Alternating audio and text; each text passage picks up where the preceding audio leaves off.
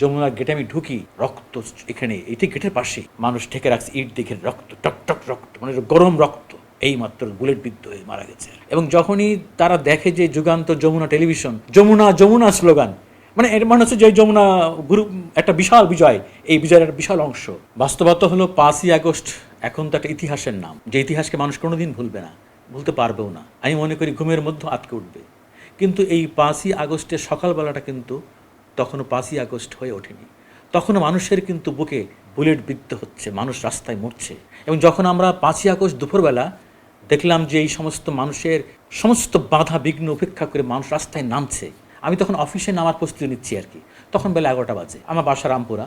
মানুষ দেখি যে সমস্ত ভয় ভেঙে রাস্তায় নামছে ঝড়ের মতো, মানে এটা গায়ের লোম খাড়া হয়ে যায়।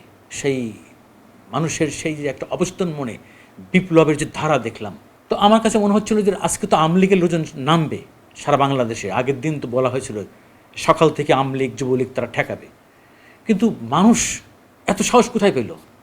তখন আমি অফিসের প্রস্তুতিতে নামলাম এবং এই সব মানুষের ঝাঁকে ঝাঁকে মানুষের রাস্তা ঠেলে আমি সামনের দিকে এগোনোর চেষ্টা করলাম। এবং কিন্তু আমি একটা পর্যায়ে 12টার দিকে আর কিন্তু ক্রস করতে পারলাম না। আমি গাড়ি রেখে নেমে গেলাম, গাড়ি ব্যাক করে দিলাম।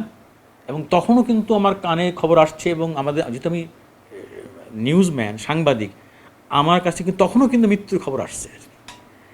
তো একটা পর্যায়ে আমাদের বিভিন্ন সাংবাদিকরা বিভিন্ন স্পটে কাজ করছে, সংগত কারণে তাদের খবর রাখা, কে কোথায় কী নিউজ পাচ্ছে না পাচ্ছে। অনেক সংঘাত সহিংসতার খবর পাচ্ছি, যাত্রাবাড়িতে তখন ভয়াবহ খবর, আমাদের উত্তরায় খবর, ভয়াবহ খবর, মিরপুরে এরকম, মানে ইভেন এই যে রামপুরা বাড্ডাই এলাকাও তখন উত্তাল।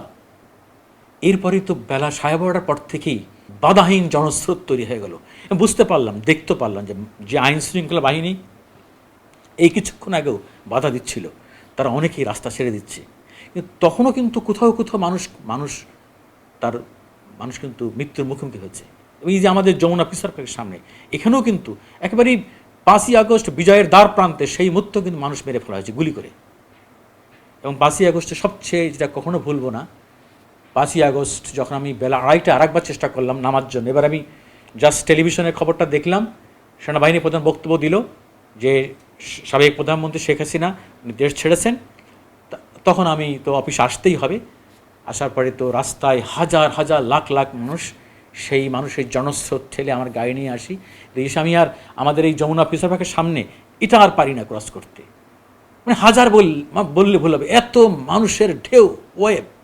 এবং যখনই তারা দেখে যে যুগান্তর যমুনা টেলিভিশন, তারা আরও এটাকে মানে যমুনা যমুনা স্লোগান, মানে এর মানে হচ্ছে যে যমুনা গ্রুপ একটা বিশাল বিজয়, এই বিজয়ের একটা বিশাল অংশ। আমাকে এই এই এই পুরো মোড়টা ক্রস করতে লাগছে প্রায় 40 মিনিট। এরকম একটা মানুষের ঢেউ আমি দেখছি, ওই স্মৃতি কোনোদিন ভুলবো না। কিন্তু খুব খারাপ লাগে যখন আমি যমুনার গেটে আমি ঢুকি, রক্ত এখানে এটি গেটের পাশে, এই আমাদের ঢোকার পাশেই কিন্তু মানুষ ঠেকে রাখছে, ইট দেখে রক্ত টক টক রক্ত, মানে গরম রক্ত, এই মাত্র বুলেট বিদ্ধ হয়ে মারা গেছে আর কি।